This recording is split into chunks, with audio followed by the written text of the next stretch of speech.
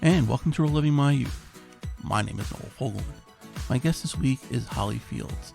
The accomplished voice actress is probably best known for her work as Nadia Grell in the Star Wars The Old Republic video games. She does a lot of voice matching as well. She talks about that. Voice matching Cameron Diaz as Princess Fiona in the Shrek franchise, video games, probably some movie work as well. She also was engaged to Corey Haim for a little bit, so she talks about her time with Corey and what people may not know about the late actor. She's a musician, she's a writer. She also had a lot of just misses in her career. She talks about that. Some great work. She was on Hull High. She had a lot of guest starring spots. MacGyver, Growing Pains, Quantum Leap, Charles in Charge. And she was handpicked to star in that Madonna Like a Virgin commercial for Pepsi that only ran once. She talks about that controversial video. And I hope you enjoy my conversation with her.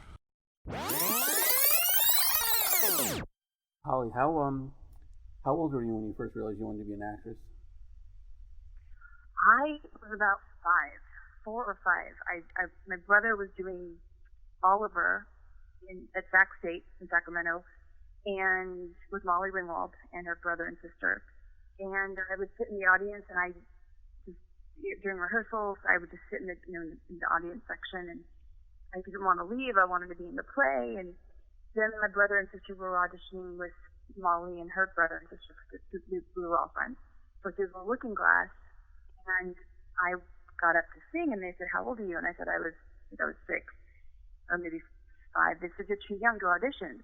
And everyone's like, "Oh, let her sing anyway." So I sang, and I'm a singer. I didn't know at the time, but so they gave me the understudy for Molly, and I got to go on the last night for her, and that's when I knew I wanted to be an actress since I was, I think, 5 or 6, 4, 5, 6, really young. So it was like right there. It's like you wanted to be like in musicals, act and sing, or was there a particular like acting you wanted to get into, or you were just, at that point you just wanted to be on stage? I think it was mostly theater for me as a kid, and I wanted to be a writer and a director, and I would put on plays. I was that weird kid that would have all her friends put on plays while they all wanted to just go and do makeup and stuff, and I'm like, no, here's a script. I would be writing scripts in script format, and I think I was in 2nd grade putting on plays at the school, and the people at the school, it was hard to get into. I got lucky to get into it, and they were telling my parents, maybe you should put her in a school, like an arts magnet type school. But no, it's all I've ever wanted to do. But I come from a showbiz family. My great uncles were, one of them directed His Girl Friday, Have or Have Not, Gentlemen Prefer Blondes, Bravo. He was like one of the biggest directors ever. And then my cousin was married to the head of Paramount, but I didn't know this until recently, actually. So your family was pretty supportive then. My parents weren't. They didn't, like Molly Ringwald went to do Annie in Los Angeles, and her dad he's the nicest guy. He's the most talented man. He can play. He's blind, and he can play every instrument, and he's a jazz musician. And he's the one that talked my parents into letting me do it. They were saying no, and he wanted me to come to LA to do Annie with Molly, and my parents refused because we were moving to Texas at the time. So we got to Texas, and Bob, Molly's dad, talked my parents into getting an agent and into singing lessons and all that. And so I was doing theater there, but then my agent also did commercials. So they sent me out on commercial auditions, and I got them, and then I got the films, and it all kind of just snowballed. I got lucky. Was it like a kind of like a friendly rivalry with Molly, or just both you guys were doing? No, there's no rivalry. No, she's a lot older than I am, so I look up to her. I think she's incredible. Yeah. I have no rivalry at all. I love her. So how many auditions did you go on before landing your first role? Oh, I just one. I got lucky. Nice. I was a little kid, so you don't have a lot of competition when you're little. And I was that kid that loved to talk. And I love everybody. Like when I meet people and instantly they're friends, which is probably bad, but back then it worked, for my career.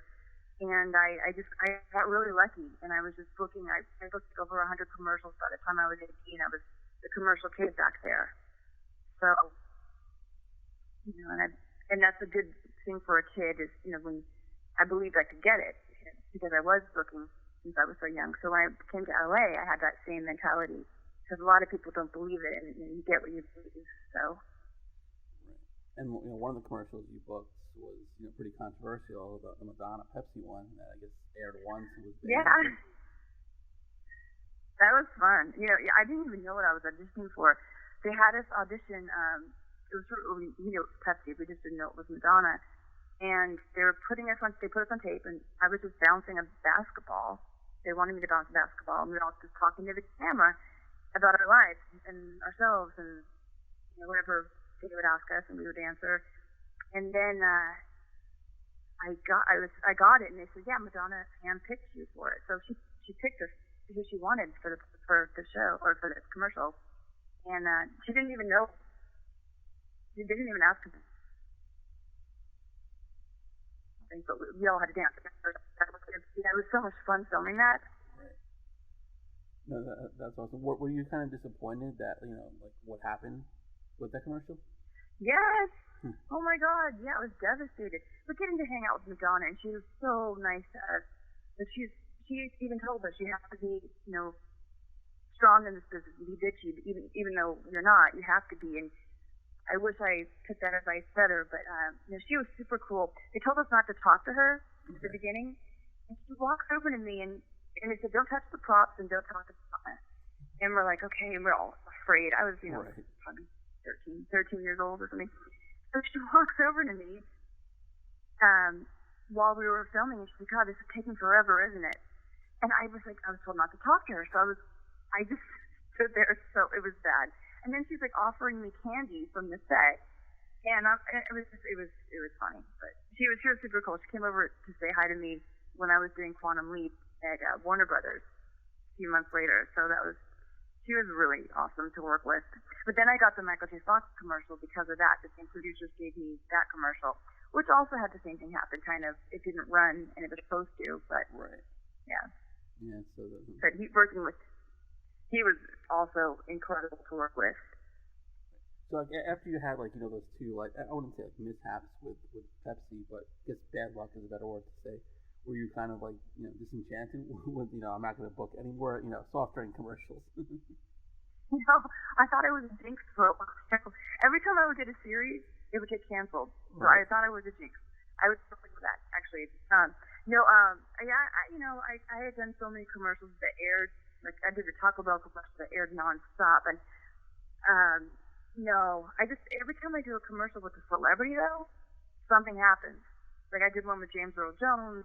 Same kind of thing happened, but Michael Fox I think got paid $5 million for the Frito-Lay commercial we did, and I did one with Johnny Knoxville which is hilarious. But you can find them on the internet now, thank God. Oh yeah, it was the experience. Sorry. Oh, no, I was gonna say the Madonna one you can find within 2 seconds on YouTube.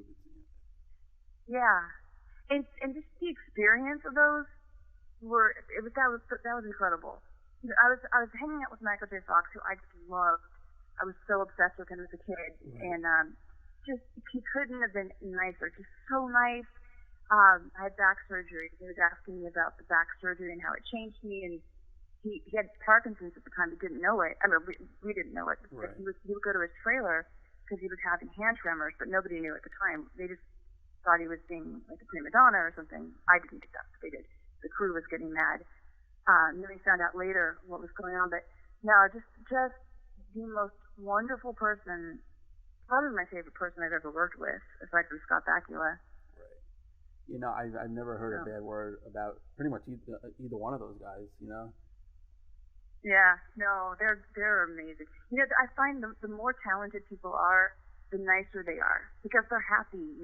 The ones that are climbing up the ladder, they're the ones that are catty and mean and cruel, or the ones that didn't make it. But the ones that have made it and done well, they're usually the nicest people. Right, exactly, because like you said, they already made it and they don't have anything really to worry about. Yeah, and they're confident and they're just having a good time doing what they do. So. Mm-hmm. So when you did the Michael J. Fox commercial, that was probably what, early '90s? I don't even remember. Right. Gosh, I had dark hair, so yeah, I think so. I go by my hair color. Right. At the time, I'm usually blonde. I was dark hair. Yeah, I think it was the '90s. Yeah. Okay. Yeah. Now, one role that you actually were blonde in, and I guess the show got unfairly canceled, so to speak, was Hull High. The high school musical, so to speak, and I had Nancy Valen on a couple months ago, who was starring the show. And I love Nancy. Yes. Yeah. We had a good conversation about the show, and I remember watching it, and it was, I would probably say it was a little bit ahead of its time. Definitely. No, we were definitely. It was such a good show, and that's the thing. Everyone that watched it, and this is also before. It was ahead of its time, but it was also before, where you could record stuff and it's like TiVo. Remember TiVo? Yeah. And they kept changing it because it would be preempted, and then the football games, and right.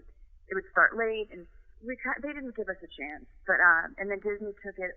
We were sold for 13, but Disney dropped us because in the middle of it, which was shocking. But I was supposed to be in the pilot. I thought that was one show for me, and then they thankfully they wrote me into the show, and then they made me a regular, and then it got canceled like the next day, which is why I think I'm a jinx. So then they remade it into High School Musical, and it became like one of the biggest hits ever, which makes me happy because the creators of it are the nicest guys, and right. They were crushed. And Kenny Ortega is like the best director, and he directed most of it and produced it, and I'm glad that he finally got what he his comeuppance, because it's such a fantastic show, and clever and original, and they deserved to do well. Right, and it's ironic, the same year that came out, Cop Rock came out on ABC, and that had the similar fate as well. I remember watching both, and obviously Hull High. I wouldn't say it was better, but I think it was more conducive to it being a musical rather than just being in a courtroom and all of a sudden you see the judge and the lawyers break out in song. But the performances were all great. I think it was just a little out of place. Yeah. I was watching some of Hull High recently, and I was so impressed with the talent of the kids, right. and the dancing. The choreography was just genius, and some of them, mostly it was Kenny Ortega, but these kids were coming up with it on their own as well. He would let them choreograph some of it, which was so cool. And I loved. That was one of my favorite shows that I've done. Mm. How long was each episode to take to film? I think 2 weeks. Okay. Each per episode, I think. Mm. What was it like? Kind of difficult, like you said. Kenny, you said let the actors choreograph their own stuff. Was it difficult to kind of come up with your own dances? Oh no, I didn't dance in that. No, I did dance in that. But no, he was mostly letting the four main rapper guys come up with their own stuff. And I remember they came up to show it to him, and it was so good. It was an exciting show. I'm bummed because that was kind of my niche, because I am a singer and I'm a dancer. Right. And they didn't know it when they cast me. And I got lucky. I was actually on my way to callback for 90210, which is called Beverly Hills High at the time, and I went in for Hull High just really quick, and they said, and they cast me right there in the room, and they said, "You got the part. You start on Monday," and it was a Friday. Wow. So I called my agent. I'm like, "I got the part." They're like, "No, not till they call us. You don't have it yet." And so they had to call my agent, and so I skipped going to the final callback for 90210, and that was the one that I just didn't think would ever go anywhere because it was Fox. Right, of course. Who's ever, I hadn't heard of Fox at the time, and nobody thought. Even kind of with Married with Children, that was the first show. I tested for that for the daughter. Oh wow. That was it for the daughter. Yes, to the end. I went to the final end. It got down between me and the girl that got it, and they were either going to go sluttyish or cheerleaderish, and I was the cheerleader choice. And they went sluttyish, and they hired this other girl, not Christina Applegate. Tina Casteri was hired, and they shot the pilot, and they wrote me onto the show, which was really cool. And then no one thought it would. My manager, my agent, nobody thought it would go anywhere. Right. And that was years later. Mm-hmm. but then they recast it, Christina Applegate and David Faustino, and then they gave me the spin-off, same producers but for NBC with Jennifer Aniston. Okay.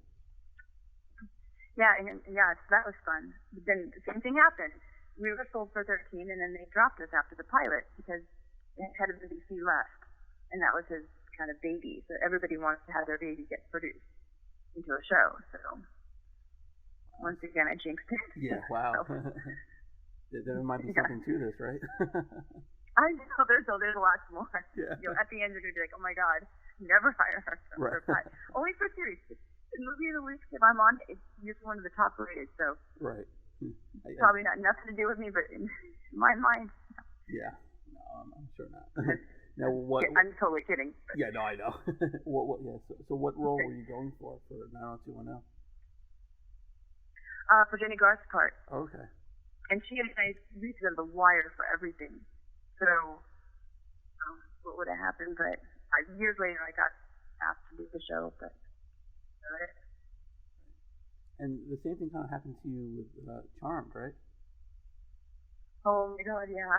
Yeah. That was oh my god, that was probably the worst experience of my life. And I read the script and I loved it. Was obsessed after reading it, and I told my managers I have to get this show. So I went in, and after I went in, the creator of it called my agent and said she's going to be on the show. She's one of the three sisters. We just don't know which one yet. And Holly Berry Combs had already, even the producers, they had already said no to her. Okay. And I going to test for it, and they called me and said, no, we'll just wait because Shannon Doherty, they just hired Shannon Doherty, and she wants her best friend to be on the show. And she's deciding what part she wants right now. And I was about to go test for the middle sister. I didn't know at the time it was Holly Marie Combs. And by the way, I think she's an amazing actress, so, nothing against her. She's great. But then that was devastating because she decided to take the part that they wanted me for. So then they were going to make me the youngest sister, but they thought maybe I was too close in age to the other two. And I went in to test for the younger sister. And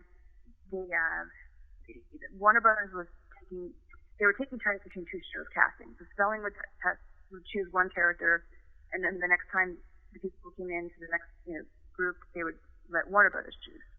So I was Spelling's choice, but Warner Brothers wanted somebody else.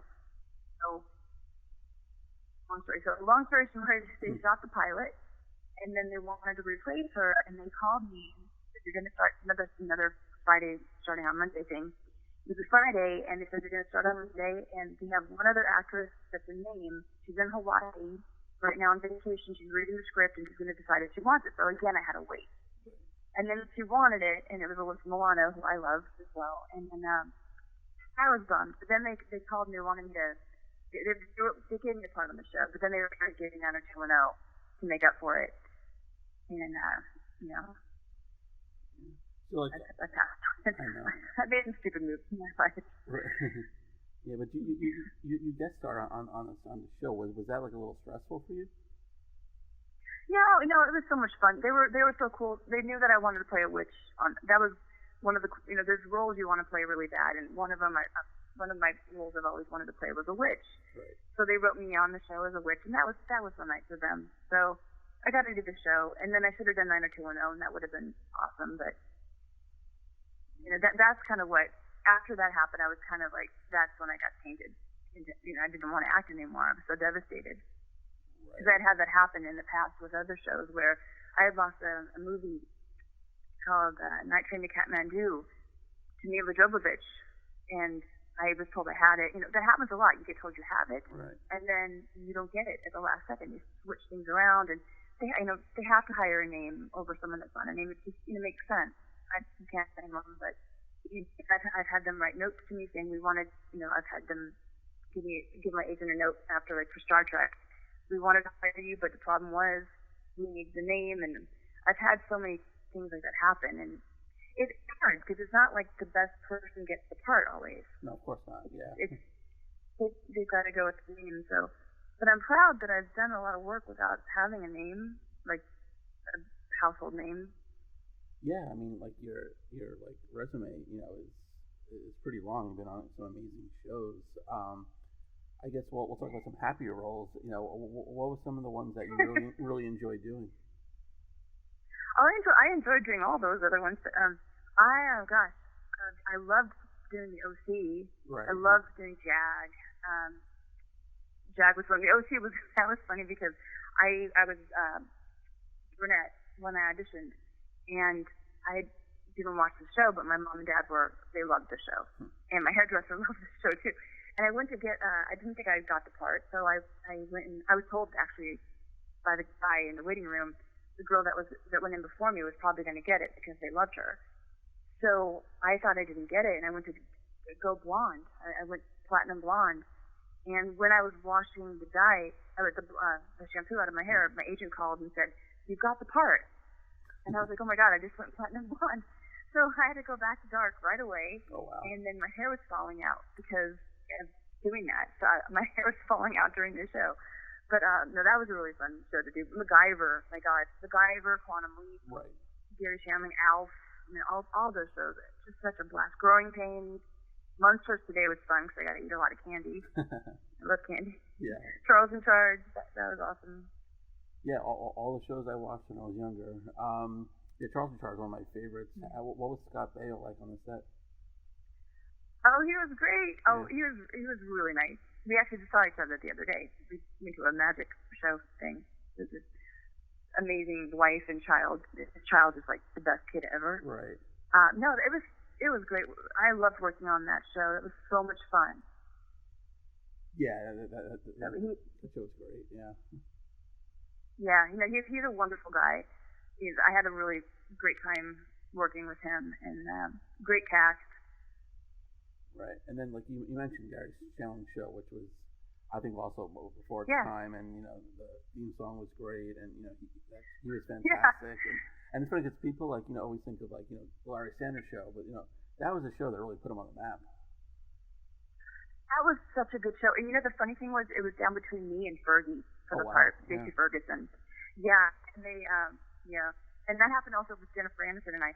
We were down between for other shows in the past, not the show we did together, but other shows. And we were up for this one show together, and she got it, and the cast director called me and she said, "She'll never go anywhere. You should have gotten the part."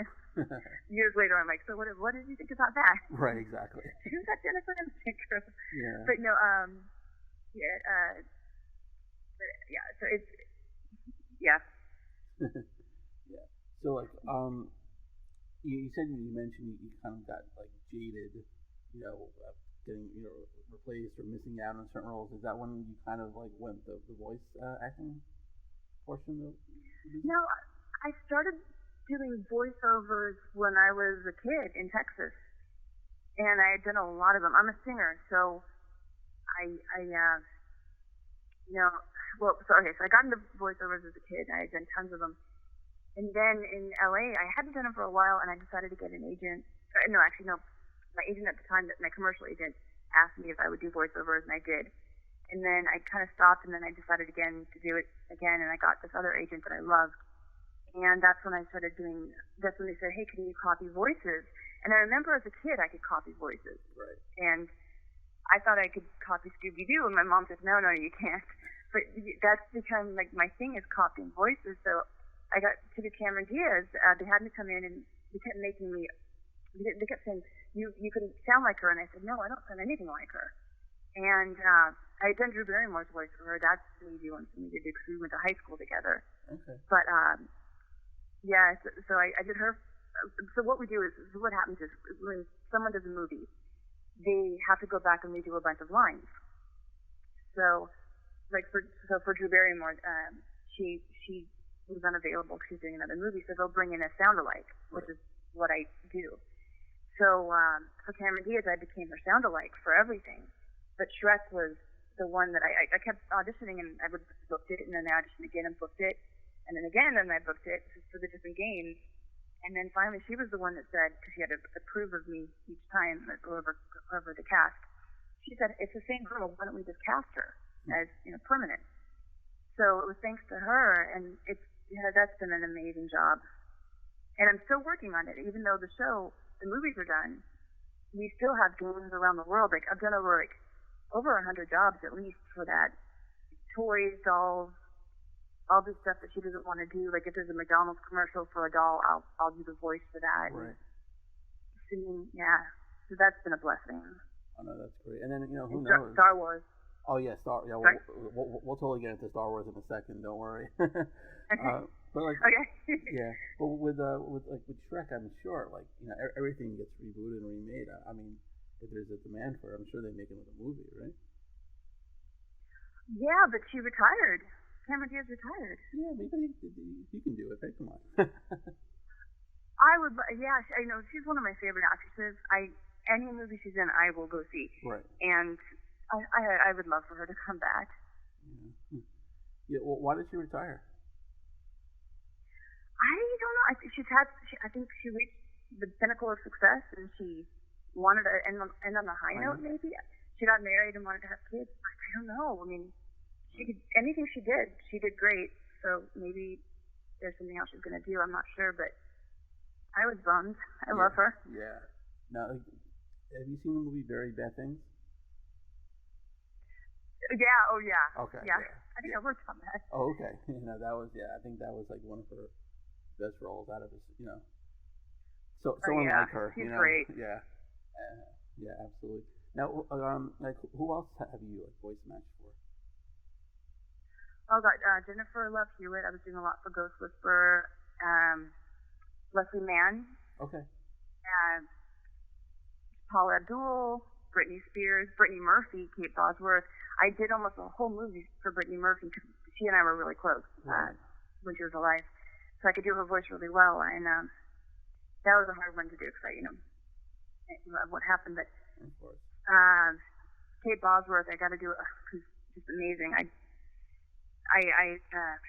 She was in France and she didn't want to come back to revoice herself, and she was so good. Oh, and then Haley Steinfeld. So anyway, that was a hard one because you don't want to. I've had people revoice me before for movies. Like I was in the Suzanne Summers story, someone revoiced part of the crying scene, and it ruined the scene. So my thing was I always wanted to make the performance just as good or better if possible. I never wanted to disappoint the actress I was looping for. Right. So I always I was very stressed about the one I did for Kate Bosworth because she's so talented and she was so good in the movie. And I kept begging the director, I'm like, just keep the performance, fix it, pay the money to fix the sound. And anyway, but which movie was that? Voice master? I think it was called While We Were There or While We Were Here. Okay. It was an independent film, but it's very good. Right. Do you ever kind of prank people, calling them in a voice match? Yeah, I did. I was in Hawaii one time and we wanted sushi, and I was sunburned, and we had sushi to go from this place the night before, so we called to get it again, and they said, "Oh, we can't do that for you." And we're like, "But we got it last night." So I called back and I did Drew Barrymore's voice, and that I felt so guilty. Right.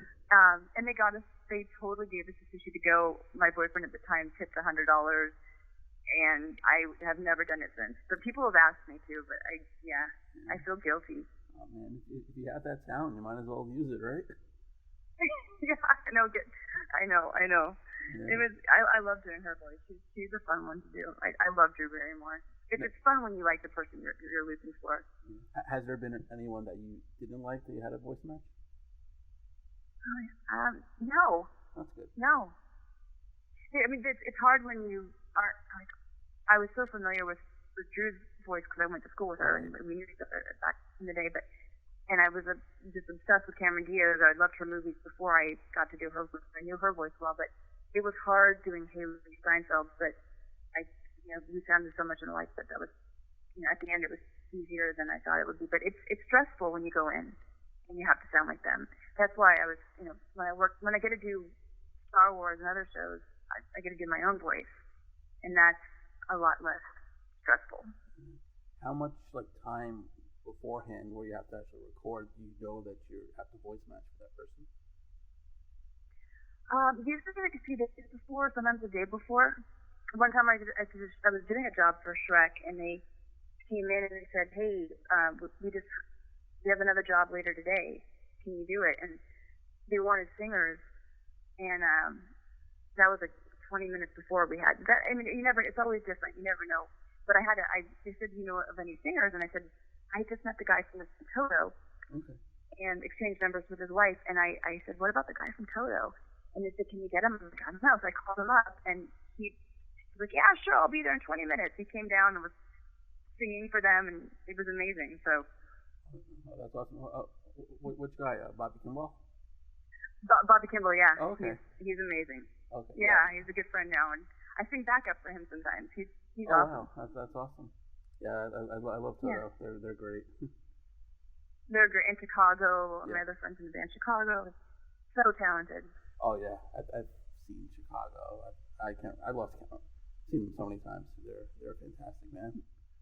They're so good. Yeah, they're so talented. Now you mentioned Star Wars, so we'll go there. Star Wars: The Old Republic. I mean, they've had a lot of Star Wars games. Some good, some bad. I think your game is probably one of the best out there. How did you get that role, and what was that experience like? Well, I went in for something that was called The Old Republic. I didn't know it was Star Wars. And I had my fiance at the time. He had cancer, and that was his first day of chemo. So I had to go. I had to go there. They didn't give you the stuff ahead of time. So I go, and I had like 10 minutes because I had to get to his first day of chemo on time. So I wrote it, and I got in there, and I just felt like I blew it, and I couldn't even say the sentence. And they wouldn't let me leave until I got the sentence right without stuttering on it. So I just thought I blew it. I was so upset when I was driving home that day, and I got home and I found out that I got it and that it was Star Wars, and I screamed so loud because I was so happy that my neighbor called and they're like, "Are you okay?" So yeah. How many video game projects did you work on before getting Star Wars? Oh, a bunch. God of War. I don't even know. A lot of times you just go in and they don't even tell you what you're working on because a lot of times it's a secret. And so there's jobs I've done that I didn't even know I was doing until after the fact. But Superman, I've done a lot of voiceover games, tons. But Star Wars was just special because I'm such a Star Wars fan. Yeah, I am too. What's your favorite movie? The first one. First one. Oh. How about you? Empire Strikes Back. Oh, yeah. Well, they're all great. I mean, I didn't really like the ones with in between with all the different characters. I just wasn't. I couldn't even watch them really, but the last few I loved. Yeah, I wasn't a fan of the one that just came out, episode 9. I haven't seen that one yet, actually. Oh, okay, yeah.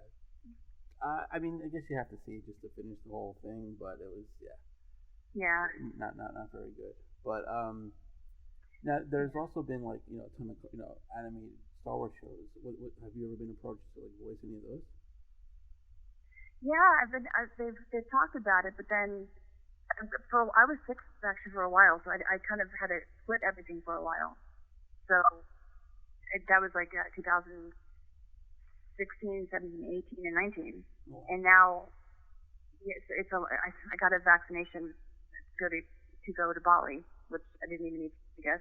Okay. And they didn't look at the records to see that I had already been given the vaccination twice before, and it caused brain inflammation. So within an hour of getting home from the vaccination, I couldn't stand, I couldn't balance, and I couldn't have a conversation after that for a while, so I had to quit acting for a few years. Oh, wow. So, yeah, so I didn't do one of the Star Wars: The Old Republic, but then I was fine and got to come back for the other one, so that was cool. Oh, good. And now you're doing better in mental health?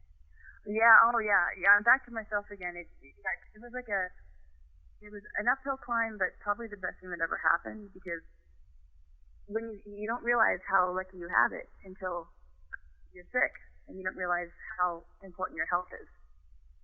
Yeah. So now I've learned so much about health. I study health. My brother's a doctor, but I've been studying functional medicine mostly, because that's what made me better. Okay. I went to UCLA to do a PICC line to bring down the inflammation of major ceftriaxone, and it just made me sicker and sicker. So it was a functional doctor that got me better finally. Oh, that's good. May I ask, what did you have? I had Tdap. It was the vaccination? No, the disease or your sickness. Oh, it wasn't a disease. That's the thing. At the time, they kept saying the vaccination didn't cause it. And we didn't even know until recently that I had been given this vaccination 3 times within a few months. Okay. And they didn't know that Tdap caused brain inflammation, so they thought I had Lyme disease. Oh, wow. Okay. And they did a spinal tap and they said, you have major brain inflammation.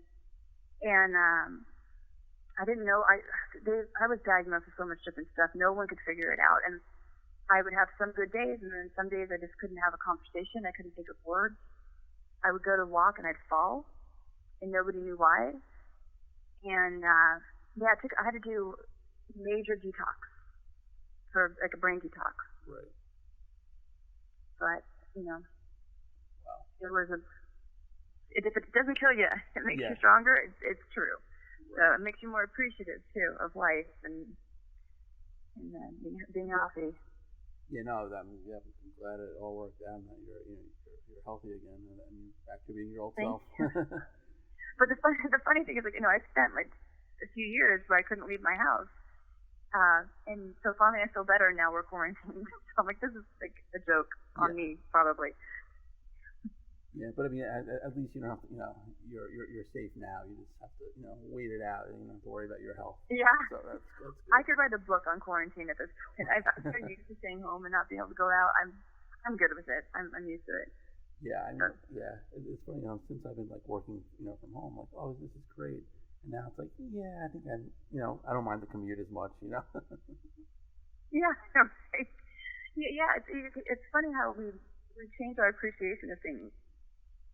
Yeah, it's so true. Just just dealing with people. It's like I don't like people, but it's like I don't mind seeing some now. So it's like Yeah. We're spoiled. So it's things were so easy for me for so long, and I just kind of took it for granted. And so when I got sick, that it changed me for the better. Oh, that's good. Yeah, that's good. Yeah. So is there anything you're working on now? Oh my gosh. I'm writing a script with Corey Haim, his mom, and I, and another person, finishing a script that Corey wrote. We're rewriting it. Okay. And I'm writing another one with somebody, it's a really cute teen type movie. I'm still singing, and I'm still working on Star Wars: The Old Republic and doing a lot of voiceover like jobs, like commercials and things.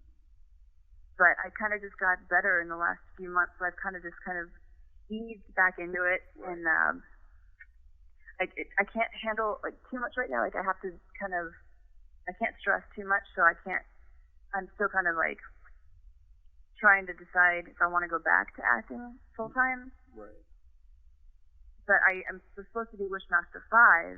Oh wow. Okay. Which I'm excited. Yeah, I'm really excited about that. And I'm doing a lot of autograph shows now with Tammy Lauren and Andrew Divoff, and we were supposed to do one in Germany. We would be there, I think next month, but that's not going to happen now. Right.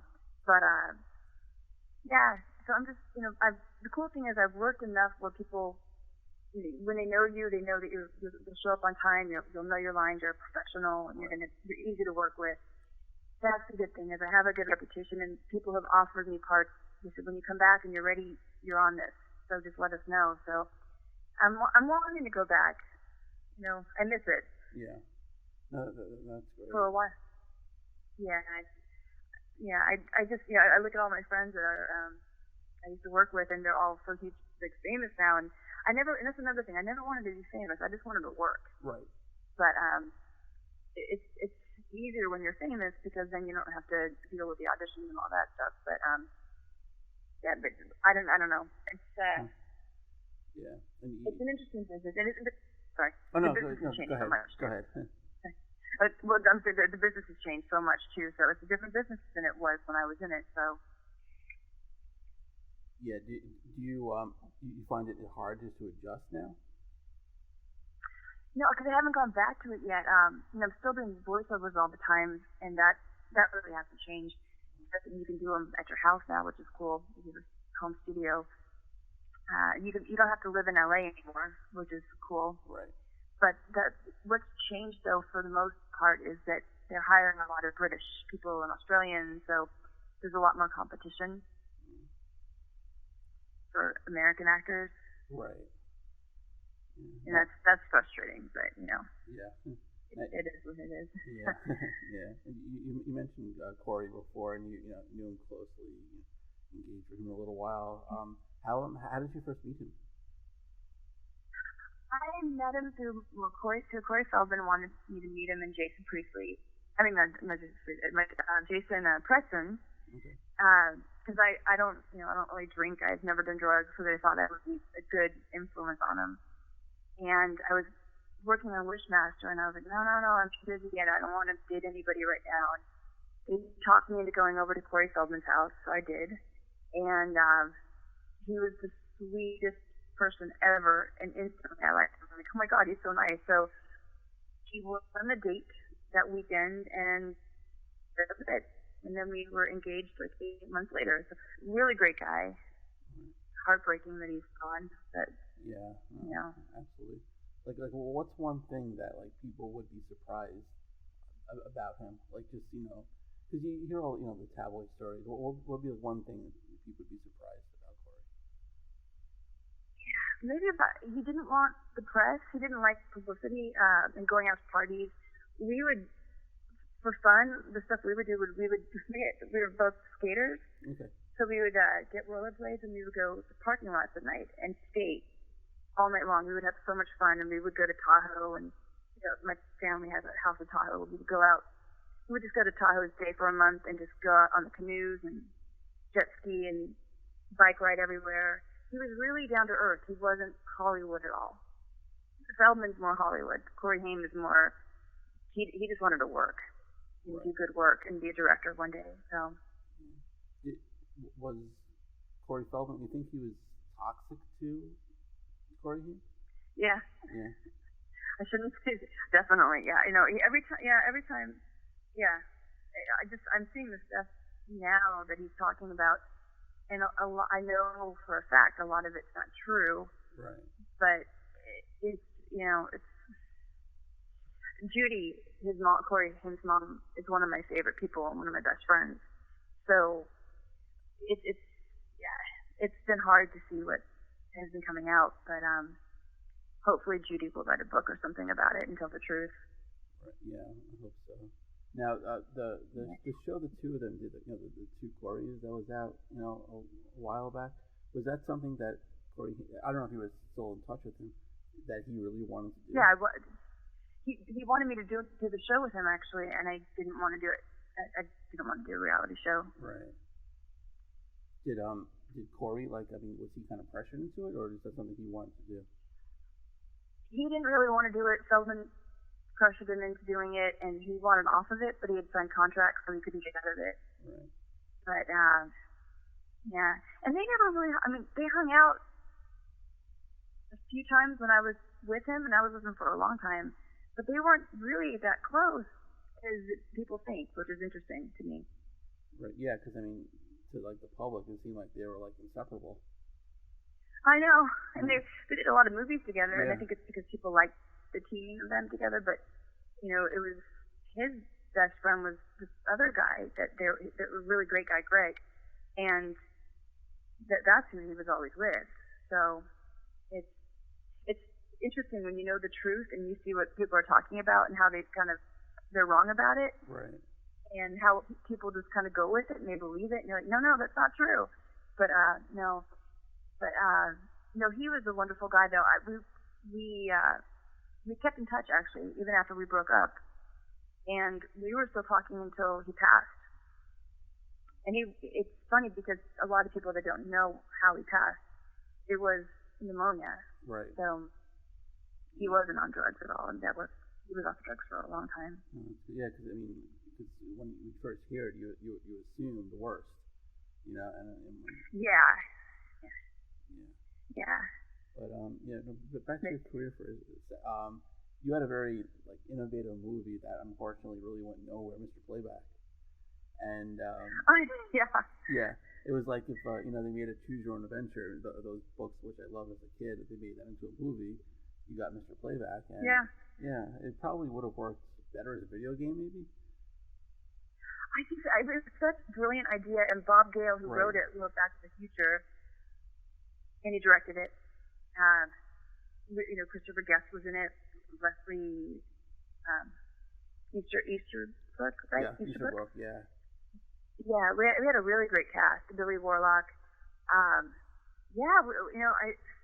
It was a brilliant idea, but before its time. And I talked to Bob Gale about it. Steven Spielberg came to the premiere, I think, and he didn't think it would. He was saying the same thing, that it was before its time. Yeah, it's true, because this was a couple years ago. Netflix had, I think, a Black Mirror show that kind of had like a Choose Your Own Adventure type ending that they did. Yeah, so it definitely was before your time. You worked on a lot of stuff like that. Yeah, a lot. Yeah, I've worked with a lot of directors that are like Joe Dante. He directed The Burbs, and Bob Gale, Christopher Guest. A lot of really great directors. So they're usually before their time because they can do that. They can experiment with stuff like that. So I did a movie with Joe Dante that, well, it wasn't before its time, but it was a really cool movie that I wanted to tell you about that a lot of people didn't see. It was called Runaway Daughters, and it was starring me, Julie Bowen, Jenny Lewis, Paul Rudd. Really great cast, and everyone took off from that, which is it's funny because it's been fun to watch people before they're famous make it, and I've had that happen with almost most of my friends, like Leonardo DiCaprio. I knew him back before he was famous. Brad Pitt, I knew him back before he was famous. That's the fun thing about, I think, being in this business, where you get to watch them go from living in their car to being super, super famous overnight. And you realize that it's not really overnight, but it looks like it from the outside. Out of all the people you worked with and like you've been friends with, who was like the most that you were like super excited for? God, I love Julie Bowen. She's probably one of the coolest people ever. Just down to earth and like super fun. So she deserves to be. Like, I knew she would be famous. And Jennifer Aniston, she's super talented. But I'm gonna think, gosh, Brad Pitt. I mean, that was a pretty obvious one, though. Right. Gosh. I don't know. I think maybe Julie Bowen. I just think she's so talented and cool. So to see her succeed, to see all of them succeed, you want people to succeed. And I don't know. I do at least. So I love seeing anyone that's talented and deserves it do well. Yeah, absolutely, and especially if they're nice people. Yeah. But I haven't really worked with anyone that was a jerk. I've worked with one actress that wasn't that great, but other than that, I've been really lucky. It's like Scott Bakula. My gosh, he's like the nicest person you can imagine.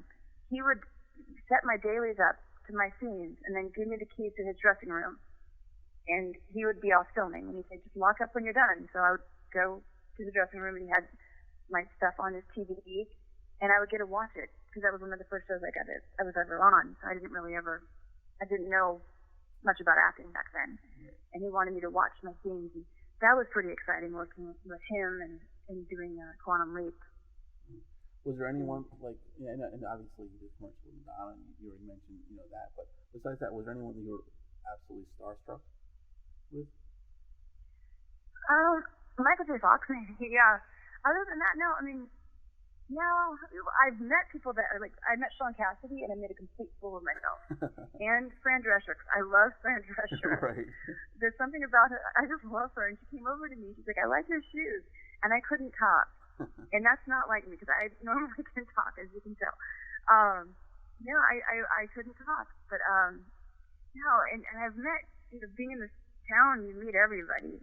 You're always at the parties, and you're friends with everybody. And I grew up, we used to go to Alfie Soda Pop parties, so all the kid actors, we would all go to them, and so everyone knew everybody. But no, I never really was starstruck. Right. Even Madonna, I mean, I was a little intimidated by her, but Michael J. Fox was the coolest. That was pretty awesome. Right. Yeah. That's great. But Holly, I wish nothing but continued success for you. I'm glad you're healthy now, and I hope thank you. Every role that you're up for, you can go back to acting, and hopefully we'll see more Star Wars games. And apparently they're supposed to be working on an Old Republic movie, so maybe we need to get you involved in that. I've heard. Yeah, that's what I hear. I would love to. I would love to very much. Yeah. But thanks again for your time. I really appreciate it. Thank you so much. Thanks for having me on your show.